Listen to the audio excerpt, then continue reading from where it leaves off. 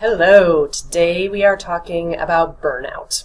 Now, burnout can happen for lots of reasons. I was in corporate America for many years, and I experienced burnout when I would be working too many hours, when I had a bad boss, when I was doing things that weren't aligned with what I enjoyed doing, or when I'd simply lost my spark, when I was dealing with a lot of stuff personally and couldn't mobilize professionally, and it just dragged me down there too. So burnout can happen for a lot of reasons. One of the exercises that I love to give people to do when they're feeling burnout, to help them recapture their spark, to help them recharge, is to have you identify your superpowers.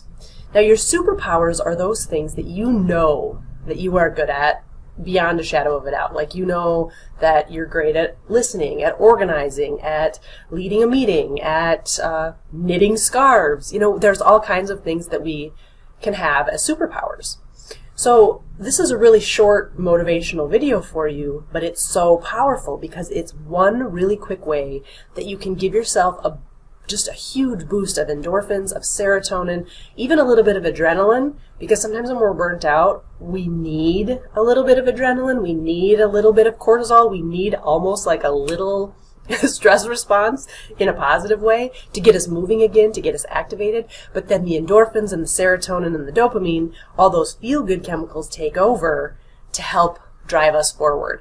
And superpowers, knowing your superpowers, identifying them, and then doing them more often can help you to sustain that and kind of get out of a slump if you're in a burnout slump.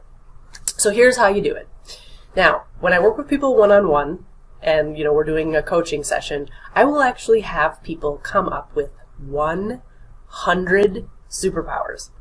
Now, most people get to like 10 or 15 and they're like, oh God, and then they have to really start thinking creatively about stuff. They'll be like, well, I guess I'm pretty good at making sandwiches for my kids for their lunches. Like, you really start to get creative. But when that happens, it also forces you to think about truly how many things you're good at in your life, both personally and professionally. So I'm going to challenge you with 100 superpowers.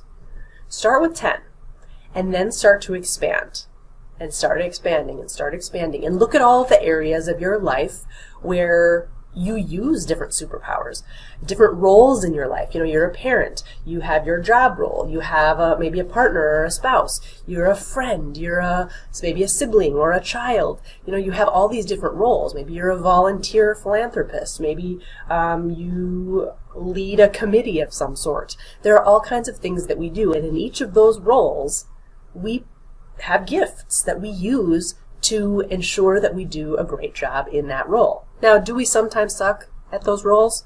Absolutely. Sometimes I'm a terrible parent. Sometimes I'm an awesome parent. What we're doing now, though, is we're thinking about your superpowers in those roles.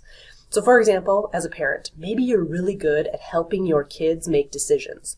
Maybe you're really good at helping a, tantrumy toddler calm down, whether it's a child or a grandchild or a niece or a nephew. We all have like little gifts that we have. Maybe you're a great dog owner. Maybe you're like a dog whisperer. Thinking about the talents that you have and the hobbies that you do. What are some things you're good at?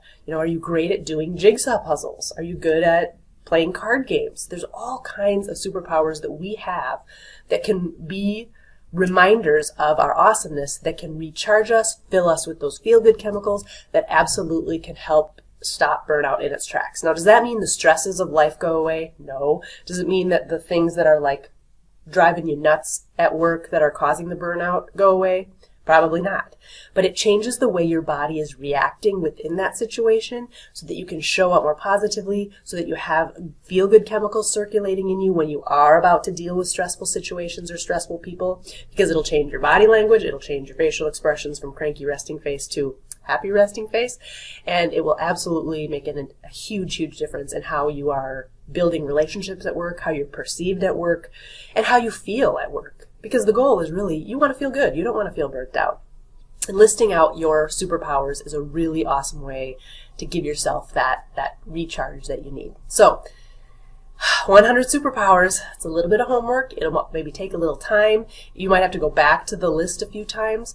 But I want you to actually write it down, and I want you to carry that list around with you. I have mine in a folder that I've been carrying around for many years, and I don't look at it every day, but when I'm feeling burnt out, when I'm feeling stressed, when I'm feeling like unworthy or low confidence, or when things just hit you, I look at that list and I'm like, yes, I am really good at going out into the woods and disconnecting from the world and really being in nature. Or, yes, I am a really good bread baker.